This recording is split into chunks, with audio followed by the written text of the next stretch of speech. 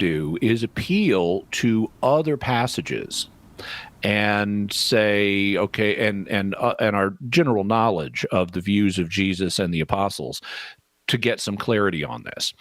I think an argument against this is just the apostles and it died with them view is that the church is going to have an ongoing need for leadership. And even if it was Jesus's will that the apostles pass from the scene, it wasn't his will that leadership pass from the scene in the church, because he appointed leaders and the apostles appointed other leaders to succeed them. On the other hand, what about this applies to every single Christian view? Well, the power to bind and loose referred to the ability to make binding laws and or to release laws that were previously binding. That's just what the phrase meant in first century Judaism. So can any two Christians make a law that's binding for the entire Christian community?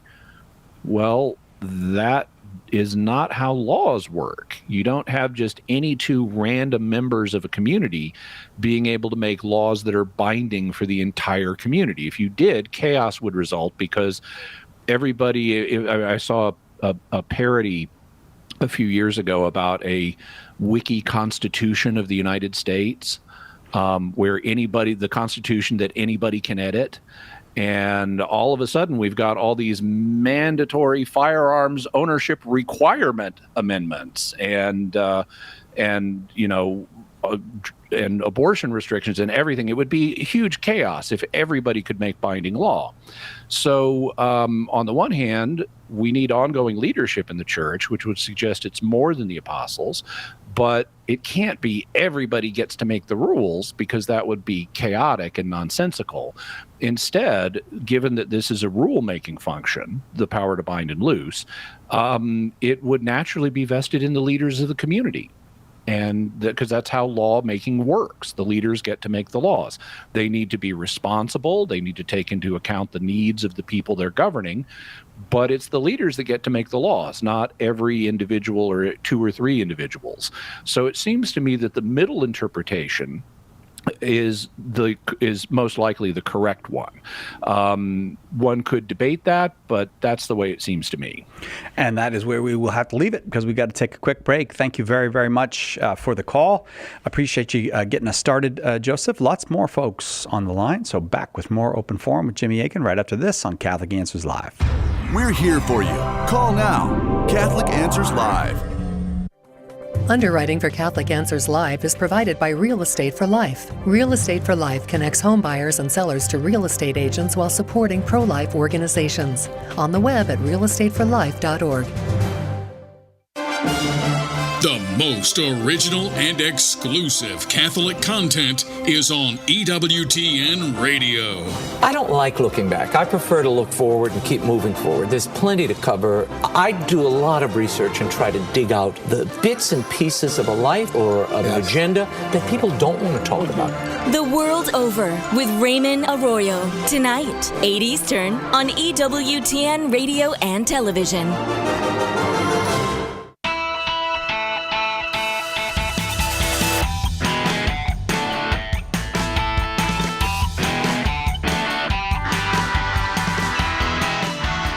Welcome back. Catholic Answers Live. At least the ad does not have the word spiffy in it this time. Looking for the perfect book to explain the faith to non-Catholic friends and family? We've got just the ticket. Why We're Catholic. More than 400,000 copies in print and 6 years as the #1 book in its category on Amazon. More than 1,600 5-star reviews. The book has helped a lot of people to understand what it is we believe as Catholics. And if you'd like to give that help to someone else or maybe get it for yourself, it's just $10 right now at shop.catholic.com. $10 for Why We're Catholic at shop.catholic.com. It's open forum today, second hour. We'll have Jim Blackburn here with us. This hour, Jimmy Akin here, and you are welcome to call with whatever question you've got. 888-318-7884. Claire is in Cincinnati, Ohio. Claire, thank you for the call. Are you there with us? Yes. Hello, Claire. How old are you? 11. And I think we might have spoken to you before, Claire. Have we spoken to you before? Yes. Well, it's nice to hear from you again. Go ahead with your question for Mr. Aiken. If Mary carried Jesus for a long time, she didn't get affected. Like, when Moses went up to Mount Sinai to get the Ten Commandments, he came down, like, with, like, white hair, so why didn't Mary get affected? I'm sorry, Claire, I missed part of what you said. You said Moses came down with what? White hair. He came, yeah. Like, he got affected. But right. No, I understand. I just needed clarification, Cykellet, on specifically what she said, because it sounded to me like she might have said white hands. Oh. And if that was the case, I would correct and say, no, he had, according to the text, a glowing face. It's not. It's also not white hair. It's his face was reported to glow. Oh. And so why didn't Mary have that happen? Well, this is a mystery. God doesn't tell us why it didn't happen. We can speculate. One reason is that Mary didn't see God face to face the way Moses did, and so her face would not have been affected. Another thing that's different is God presumably wanted the Israelites to see that Moses had been affected by his encounter with God. He wanted Moses to be a leader. He didn't want people to challenge Moses' authority. And so to communicate to the Israelites that I've met this man and he is my servant and you need to listen to him, he let Moses' face glow. But God didn't want that for Mary. He didn't want everybody to know that she was the mother of the Messiah, which could cause things like King Herod, for example, trying to find the child and kill him. It could cause other problems too. So he wanted Christ to be born in a situation where only a few people knew about him. And consequently, and when other people found out, like when Herod found out, they had to flee to Egypt for a period. And so he didn't want everybody knowing about Jesus. And so that could be one reason why he didn't have Mary affected in a special way that would make her look different from other pregnant women. On the other hand, she was affected by the pregnancy, including her physical appearance. You know, she would have grown large with Jesus towards the end of the pregnancy. And you know, pregnant women, even though it's poetry rather than literally true, people often say pregnant women glow. And Mary may have glowed in that sense, but she didn't glow in the sense of having physical light radiating from her face the way Moses is reported to have. Okay, Claire? Yeah. Oh, do we have Claire? Claire, that all makes sense to you? Yes. Oh, yes. Thank you. Well, thank you for the call. It's always nice when you call here. You do a very good job, and you're always welcome to call again. I hope we talk to you too soon. Yeah. Kids generally do a very good job. They know what their question is, and they ask it. They don't feel the need to give the secret origin story of their question first. I know, because they got a lot of questions. That's their habit, is just get to the question. What a nice call. What a very nice call. Charlie is in Wichita, Kansas. I don't know if he's a lineman, listening on 96.7 FM. Charlie, go ahead with your question for Jimmy. Thank you for taking my question. Can you paint some color and clarity on the difference between the reverence that appears to differentiate between the American founding's perception between Catholicism and Protestantism? And I'll take my call offline. Well, if I understand the question correctly, there are different attitudes somewhat different attitudes towards the founding of the United States in Protestant and Catholic circles in the United States. Now, if you go outside of the United States, you're going to find other Protestant views. Historically, most nations have not been democratic republics the way the United States is. Historically, most nations have been monarchies. And there was even skepticism about the American Revolution and our experiment in democracy in other countries in the past. So and I'm sure there is some today as well, but especially in the past, like, for example, in England, which we broke away from, the attitude was like, oh, those foolish Americans, this democracy thing is never going to work.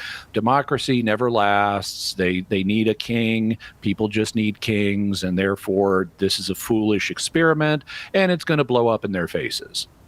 And one could even point to the Civil War as an example of it blowing up in our faces. But ultimately, the United States, survived, and we've been able to build a reputation. But if you go back and talk to Protestants in England at the time of the American Revolution, they would have had a rather negative view of it. Well, that's quite different than the view that the original reformers, the original revolutionaries had here in America. Because they were the ones doing the revoluting, they had a positive, attitude towards what they were doing. Nobody looks in the mirror and sees a villain. So regardless of what side you're on, you're going to see your own actions as positive. And the revolutionaries viewed their own actions as positive. And of course, they won. So that has been passed down here in America, and lots of Americans have been very proud of what happened. There are critics here within America too, but by and large, most Americans have a degree of pride and happiness and reverence for the founding fathers. Now, America also is a dominantly Protestant country historically. Now, these days, it's about a quarter Catholic, but historically in the past, it was like 95% plus Protestant. And so you had a lot of people who had been influenced by the rah, rah, rah, go America, we're doing our bold experiment in democracy, and we're going to show the world. And our founding fathers were regarded as supremely wise men. And in fact, in many ways, they were. I mean, they came up with the concept of the separation of powers and only gave certain functions to different branches of government so that no one branch of government could dominate, which had been one of the things that had caused previous democracies to become monarchies. If one person is able to get all the power, then you're going to have a monarchy again, whether you call it a monarchy or not. And so spreading the power around, so not one branch does not have all the power. That was actually a very wise move. And so Americans have been proud of that. Now, what about the Catholic community? Well, Catholics I think a lot of Catholics are just as influenced by American culture as Protestant Americans are, and they also look back on the founding fathers with comparable enthusiasm. I think there's a little bit of a difference in that Catholics tend to have, at least educated Catholics, tend to have a broader historical perspective. And one of the things that the Catholic tradition incorporates is a recognition that there's not just one acceptable form of government to God. God can work with monarchies. He can work with oligarchies, which is where you have more than one guy, but a select group of people who are in charge. And he can work with democracies. And God doesn't mandate a single form of government for everybody. So Catholics can look back on the founding of America by the founding fathers with pride and appreciation. But we wouldn't look at it as, oh, this is the only way it ever could have worked in accordance with God's will. And so we can be appreciative of it, but may not be quite as gung-ho about, oh, God, this was God's will that we do it exactly this way. And I think if they think about it, a lot of Protestant Americans would recognize, too, that it could have worked different ways than it did, and God didn't mandate exactly the way it happened, that this was an acceptable way in God's plan to govern a nation, but it wasn't the only possible one. Charlie hung up because he said he was going to listen offline, and he did, I assume. Charlie, I hope that that answer was helpful to you, and thank you very much for the call. I'm going to go to San Antonio, Texas now. Daniel is watching on YouTube. Daniel, thank you for your call. Go ahead with your question for Jimmy. Yeah, how's it going, guys? First of all, I want to say you guys make up my favorite tag team of a human and a cyborg. Oh, and wait, Which one of us is the cyborg? Just so that I know. I think I have suspicion, but which one of us? I think it goes without saying. Okay, all right, fine. That's fine. Jimmy. Okay. Go ahead, Daniel. Okay, Jimmy. So my question was, I was listening to your dialogue with William and Craig on Pints of Aquinas channel, and I did have one difficulty. It doesn't seem like a logical contradiction, but it would seem that an eternal universe would be independent from God, or at least have some sort of divine attribute. And I was wondering how that isn't problematic or like not a logical contradiction, or wouldn't. I guess it wouldn't be a logical contradiction, but it would seem problematic to hold as a Christian. Okay, so what would be problematic about it? Oh, like I said, and maybe it just would seem like the universe at that point would be independent from God. If Okay, it had that. Not in Aquinas' view. So in Aquinas' view, if God chose to create a universe that has an eternal history, that would no more make the universe independent of God than if he chose to create a universe that has an infinite future, which he did, because we're always going to exist. There's a little more to say, and I'll say it on the other side of the break. Daniel, thank you. If you can hang on, that would be great. We'll get you that answer, the rest of that answer on the other side of the break. It's open forum. Jimmy Akin, our guest, one line open, 888-318-7884.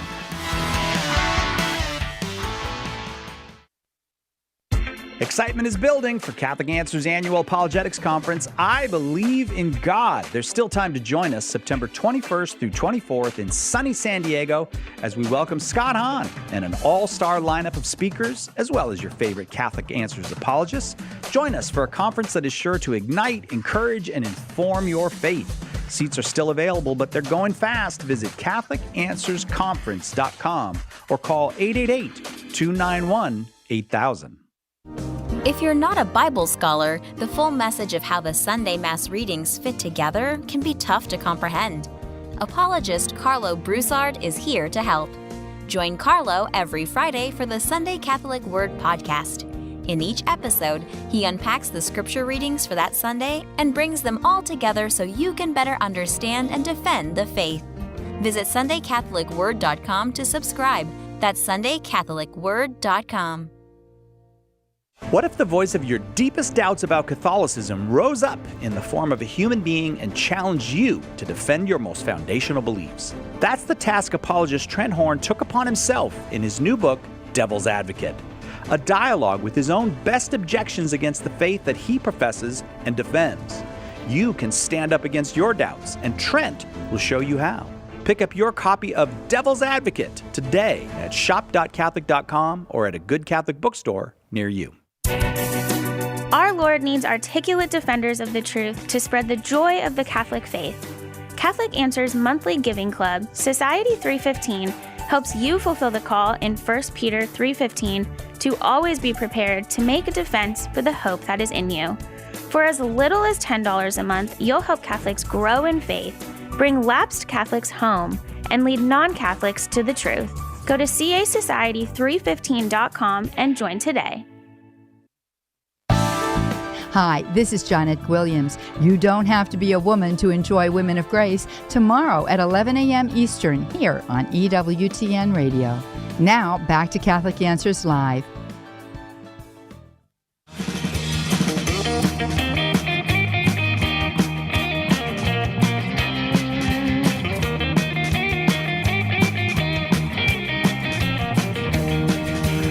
Welcome back to Catholic Answers Live. A little bit of groovy music there. That means it's Thursday. Almost always means Jimmy Akin is here, and both of those things are good. You're welcome to call 888-318-7884 and ask whatever question you've got on your mind. Daniel is in San Antonio, Texas, and was asking about how could an eternal universe be a creation of God. He said those two things don't seem to go together. Well, he said that the universe would seem to be independent of God if it had an infinite past. But when considering any argument dealing with an infinite past, one of the first steps one should try is flipping the arrow of time and seeing if the argument still works. So instead of contemplating a universe with an infinite past, let's contemplate a universe that has an infinite future. And in fact, we live in such a universe. God created the universe. It has no end point. We're going to exist and reign with Christ forever. So we have an infinite future in front of us. But the mere fact that we have an infinite future in front of us doesn't make the universe independent of God, because it would not exist without God. So in his eternal now, God has created a universe with an infinite future. Time isn't passing for God. He's outside of time. He just went splat. There's a universe. It's got an infinite future. But that universe wouldn't exist if it wasn't for God's creative act in the eternal now. So now let's flip the arrow of time in the other direction. Well, God in his eternal now, if he had chosen, could just go splat. There's a universe with an infinite history. And that universe would not exist if it wasn't for God creating it. And so as a result, that universe would not be independent of God. And similarly, if God in his eternal now chose to go splat, there's a universe with an infinite history and an infinite future. Well, once again, that universe would not exist if it wasn't for God's creative act, and therefore the universe would not exist without God, and therefore the universe is not independent of God. Does that help clarify things, Daniel, or is there another difficulty with this that you wanted to bring up? Yeah, no, that really clears it up. Just pointing the arrow in a different direction helps me make sense of it. Awesome. All right, Daniel, thanks very, very much. I also like the use of the word splat to signify God's creative moment. It is a spiffy word. It is very spiffy. Now I'll see what you've done to me. Let's go to Andy in Phoenix, listening on the Catholic Answers Live app. Andy, thank you for waiting. Go ahead with your question for Jimmy. Hi. Hello, can you guys hear me? Yes, we can. Yes. Perfect. Okay, so this is the question I have. So I've been listening to a lot of Jimmy Akin, Joe Heschmeyer, and Trent Horn. And when one of Trent Horn's videos, he mentioned that so it's like an introduction to becoming an apologetic. I'm sorry, John. John, I'm having trouble hearing you. Can you speak directly into the phone, please? Can you hear me better now? Much. Quite a bit. Yeah. People should never use speakerphone when they're going on the radio. Thank you. Okay. What was the last thing you guys remember me saying? You said you listened to me, Trent, and Joe. Oh, yeah, okay. And then in one of Trent's videos, he mentioned about when becoming an apologetic, it's important to be specialized in a specific area, whether it be like you or Trent Horn defending the faith or something like bioethics. And the question I have is, what's a specific area in apologetics that really needs to support and someone to be specialized in? Well, so I might have a somewhat different view in that I tend to be a generalist. I don't tend to focus in just one area of apologetics. Now, if I'm breaking into apologetics, then I might focus in a particular area that had work that needed to be done. And in fact, that's what I did. My training actually was in Christian apologetics generally. So I, was a philosophy major. I was a grad student in philosophy, and I was specialized in arguments defending the Christian faith in general, including, for example, interacting with atheism. But when I came to work for Catholic Answers, I wasn't given the opportunity to do work interacting with atheism. At the time at Catholic Answers, the big focus was on doing Protestant Catholic apologetics. And that's something I also had a background in because I had converted from Protestantism to Catholicism. So I had a knowledge of that area, and I used that. I actually, and I've told Trent this, but I'm actually a little jealous that by the time he came around, Catholic Answers has expanded and he got the chance to interact with atheism, whereas I was not given that chance early on in my apologetics career. But, careers develop over time. And so after I learned how to do, after I began implementing Protestant Catholic apologetics, I continued to study. I'm an autodidact, and so I'm constantly teaching myself something. And I began to study, for example, the Church Fathers and became knowledgeable about patristics. I began to study the liturgy and became knowledgeable about the liturgy. I began to study canon law and became knowledgeable about canon law. I continued to study the Bible and biblical background, so I continued to grow in that area. These days, I'm studying parapsychology, so I'm trying to pull in information from all different areas. I don't want to, as one of my career goals, I don't want to leave the field of apologetics the same as it was when I began. I don't want to just repeat the same arguments that other apologists are using. I want to bring new information into the field of apologetics, and I do so in a generalist way, moving from one area to another and trying to build a broad foundation that will allow me to interact with many different areas, science, all kinds of different things. So if it's simply a question of finding an area to focus on as one breaks into apologetics, I would say it's really a matter of personal taste. One is unlikely to find a field where, as a beginner, one could make substantial contributions. When one is a beginner in any field, you're going to be learning the basics. And so I would say pick a basic area that interests you and begin working in that area of apologetics. And then over time, I'd say expand. Now, how much you expand is up to you. You may want to go super deep in some area, and that's fine. You may choose to go deep in multiple areas and become a generalist, which is what I've tried to do. I don't think there are a whole lot of areas that are essential to apologetics that aren't having some service. There are people who have a historical orientation who are doing apologetics work. There are people who have a scientific background who are doing apologetics work. There are moral theologians who are interacting with apologetics. So you have apologists in a lot of these different areas. I would say that there could be more people who are knowledgeable about science doing apologetics. And I would say in particular, there could be more people who are knowledgeable about parapsychology doing apologetics, because there's almost none of them these days. I'm the only one I'm aware of that is really doing that. But it's important to learn the basics first, and then one can branch out into other areas.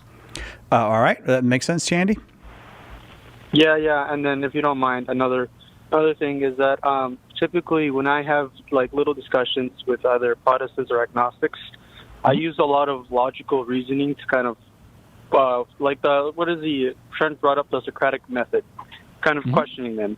But I also want to be able to kind of expand my knowledge in what is using biblical references like you do, you, Jimmy, and Joe, and and Trent. You guys can pull up Bible verses out of the thin air, which is absolutely amazing to me. So I've been trying to listen to Bible in the Ear podcast with on the Hallow app, and that's been helping. But what else can I do to help with that? Well, so I would say reading the Bible all the way through is good. That's a needed foundation. I would say also over time you will learn which verses are most relevant to apologetic discussions, because they're not all equally relevant. But there are certain verses that are, like Matthew 16:18. That's very relevant to Protestant Catholic apologetics. It's the "You are Peter" passage. And over time, just by interacting apologetically with people, you will learn those verses. You could, if you want, you could make a study of a particular area of apologetics, like Protestant Catholic apologetics, and make a list of the verses that come up most often, both in Protestant arguments and in Catholic arguments. There's also another step, though, that you should take, and this is one that a lot of people tend to skip. You do need to read the entire Bible for general background, and you do need to look at individual passages that are relevant to the subjects you're going to be discussing. But you also need to do a middle step, which is learn how to read and interpret the Bible in its original context, not just in an apologetic discussion. If you're in an apologetic discussion and there's going to be a temptation to view a verse through an apologetic lens and say, oh, here's a verse that sounds kind of like what I want to prove, so let me grab it and use it. And that results in a kind of any stick will do style of apologetics, which leads to what's called proof texting, in the negative sense of grabbing a verse as proof, even though it doesn't really prove what you want it to. So what needs to happen, and this is, I think this is true of apologists generally, what needs to happen is they need to get a broader foundation in terms of what's called exegesis, how to read and interpret Bible passages in their context, and not simply grab a verse because it sounds like it proves what I want, because frequently it's actually not proving that. When you're viewing verses through an apologetic lens, it's like when you have a hammer, every problem looks like a nail. When you're viewing Bible verses through an apologetic lens, every verse looks like it's proving what you want it to prove. But we need to check that tendency and step back and learn to read Scripture not through an apologetic lens, but through the lens that the original author intended. Because the original authors were not apologists. They were not writing for an apologetic audience. And so we need to learn to think, what did they mean by this? And then you can ask a secondary question of what lessons can I learn that are of apologetic value from the text? But I need to understand it on its own first. Andy, thanks very, very much. You might get started on that is you could check out Carlo's podcast, Sunday Catholic Word. Just go to sundaycatholicword.com, where he just takes the Sunday readings and looks at them the way an apologist might look at them. Thank you, Andy. Actually, that's kind of the opposite of what I was recommending, which was looking at Scripture not as an apologist would, but as the original author and audience would, and only secondarily looking at it in terms of what would an apologist say.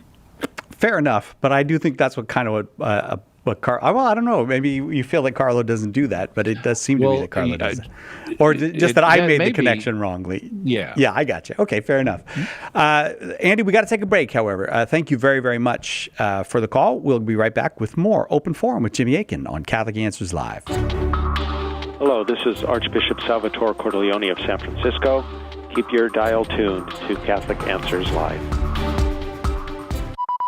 In Morse code, the sequence SOS is a distress call. It's been said that it stands for Save Our Souls. Well, right now our world is in big trouble, and we're putting out an SOS call for help. Will you answer that call? St. Paul Street Evangelization, a Catholic nonprofit, has hundreds of teams who share the good news with souls who don't know Jesus. Catholic Answers is supported in part by St. Paul Street Evangelization.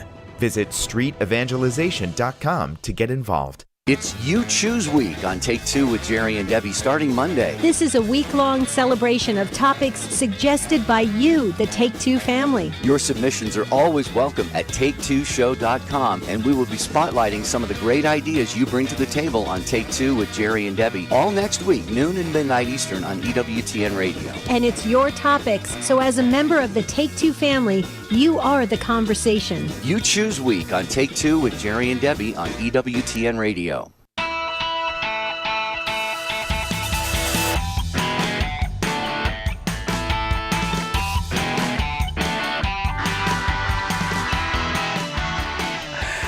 Welcome back to Catholic Answers Live. Jimmy Akin, our guest. It is open forum. You are welcome to call with your question because even if we don't get to it this hour, Jim Blackburn will be here with us second hour. And if you've got a question about the faith, you are welcome to call and ask it. 888-318-7884. Going to go now to Nick in Minnesota watching on YouTube. Darren, I got logged out. Can you press number 6 for me? Nick, welcome. Go ahead with your question for Jimmy. Hey, Jimmy. So I was just wondering, what would be your response to Father James Altman's video, Bergoglio is not the Pope? I Are you familiar with that? Yeah, I've watched. I haven't watched the entire video yet, but I am aware of it, and I've watched part of it. And from, I would say, two things. The first is he's mistaken. All the evidence is that all the serious evidence, if you know how to process the evidence, all the evidence is that Jorge Bergoglio is the Pope. Pope Francis is the Pope. There is no serious doubt about that. And the people who argue to the contrary have various misunderstandings, which are sometimes quite profound. For example, there is a theory, and this is only a theory, this is not church teaching, but there was a theory that has been common historically among some theologians, not all theologians, but just some theologians have proposed a theory that if a pope formally taught heresy, he would cease to be pope. Well, number one, that's only a theory. That's not church teaching. That's just a theory, and there are other theories. But secondly, Pope Francis ain't taught heresy. And if you don't recognize that, then you either don't understand what Pope Francis has taught, or you don't understand what heresy is, or both. And so there is just no grounds for saying that Pope Francis is not Pope. Pope Benedict resigned. Pope Francis was elected. The College of Cardinals all swore loyalty to him, and there is no indication that there were any election irregularities that would undermine his election. Sometimes people say, "Oh, well, the St. Gallen Mafia was caucusing for votes." No, duh. That happens in every conclave, and that is not forbidden. If you read the Apostolic Constitution that governs conclaves, it does not forbid cardinals from saying, "Hey, who do we like? Who do we want to vote for? Let's see if we can get enough votes for our favorite candidate." That is not prohibited. People simply who make this argument simply have not read the document with sufficient care. They don't understand, if they bring in the idea of heresy, they don't understand the concept of heresy. And in watching the parts of Father Altman's video that I've watched so far, I was profoundly disappointed in the arguments that he used because they were lousy. And he was regularly slurring over distinctions that are vitally important in the law. And so I would say it was a very unfortunate video. He used very unfortunate reasoning. And while I can't judge his heart, it was objectively sinful for him to make this video because it is a scandalous video, meaning it will have a tendency to lead people into the sin of schism. And leading someone into the sin of schism is objectively sinful. So I can't judge his heart, but I thought it was a video that was ridiculous, ill-informed, and scandalous in the proper sense of the term, meaning having a tendency to lead people into sin. Nick, I'm grateful for the question, and that seemed like a perfectly clear answer to me, so I hope that it was helpful to you. I am going to try to get more folks on because we are getting near the end, and every line is full. Deborah is in Canada watching on Facebook. Deborah, thank you very much for the call. Go ahead with your question for Jimmy Akin. Hello. Hi, Deborah. You're on the air. I'm a Catholic. Hi, I'm a Catholic mother. My adult child is 38.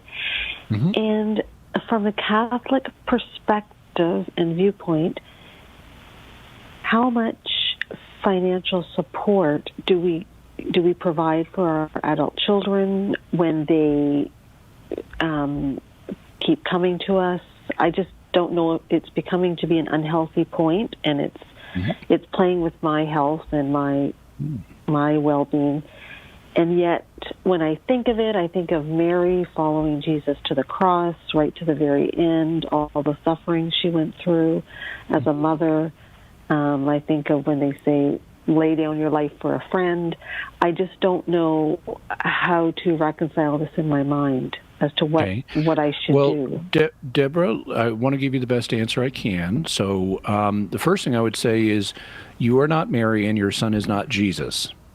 God had special missions for Mary and Jesus that entailed them doing things that ordinary people are not called to do.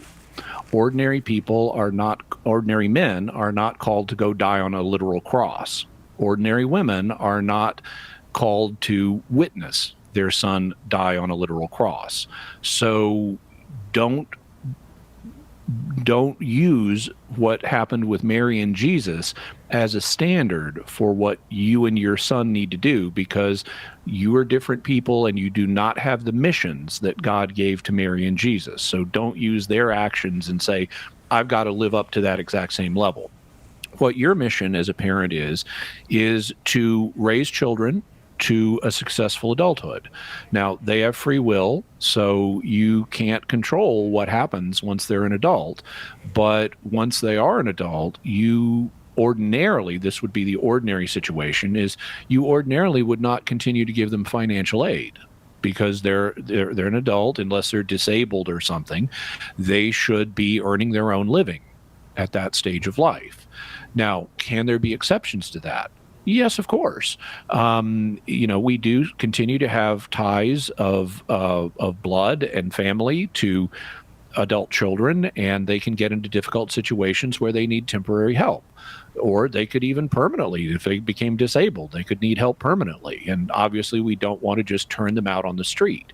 So there are situations in which it can be reasonable to help an adult child financially, but that needs to be in a limited way on a temporary basis. The child should use what help you're giving them to get into a more stable situation where they're not having to repeatedly come to you for assistance. And if they are repeatedly coming to you for assistance, then you need to look at the situation and say, why is this? Is there really a need here? If there is a need, why is there this ongoing need? And is there something that can be done to correct it? And so there could be any number of reasons, and I don't know what they are in your situation, and unfortunately we don't have time to explore it more thoroughly, but I'll give just one example. Suppose that a child keeps coming to a parent for financial help because the child has a gambling problem. And when you give the child money, the child goes and gambles it and then needs to come back for more money. Well, if that's the reason for the child keep coming back, if that's the reason the child keeps coming back, there's a grammatical construction that'll work. Then the obvious solution is address the gambling problem. And then the child won't need to come back. And you can tell the child, I'm sorry, but it's become clear that there's a problem here. I think you need to address this problem. You need to get some help. There's counseling and stuff for people who have gambling problems, and you need to address that because that's feeding this situation. And if the child says, I'm not going to, then the loving thing for the parent to do would be to say, then I'm afraid I can't keep helping you, because I want to help you get to where you need to be. And where you need to be is financially independent, assuming that's possible. And so I'm not going to subsidize a lifestyle that keeps you from getting to where you need to be. And I don't know that your child has a gambling problem. Probably not, but there may be some problem or collection of problems that your child has that keep resulting in the child being back in this situation, and those problems need to be addressed. And so I would work lovingly with the child to try to identify, why does this keep happening? And if the child doesn't want to work with you in that process, or if the child says, I'm not going to take the advice to deal with this situation, I'm not going to change my behavior, then you would be reasonable as a parent to say, well, my goal is to try to help you get where you need to be. Where you need to be is financially independent, and I'm not going to subsidize a pattern of behavior that keeps you from getting to where you need to be. And I'm doing that out of love, because I'm not going to be around forever. You need to get to this point, and I want to help you get there. That's how I'm loving you. And so So that's kind of a general framework that I would propose that you consider in navigating these issues. I know it's very difficult to navigate these issues, but that's the general framework I would suggest to you. Thank you very much. That was very helpful. Oh, very good, Deborah. Awesome. Thank you very much for the call and for the question. And I'm looking at the phone lines, and there's still a bunch of folks on the line. So hang on. Jim Blackburn's going to be here with us for the second hour. One line open, soon to be two lines open, I think. You're welcome to call 888-318-7884. If you have a question about the Catholic faith, this is your opportunity to ask whether you're Catholic or not. 888-318-7884. Second part of Jimmy's 2 parts on reincarnation tomorrow on Jimmy Akin's Mysterious World. Jimmy, thank you very much. Looking forward to seeing you here in California soon. My pleasure. Not if I see you first. I mean, oh, wow. I'm looking forward to it too. See you next week. See you next week, Jimmy. All right, right back with more Open Forum on Catholic Answers Live.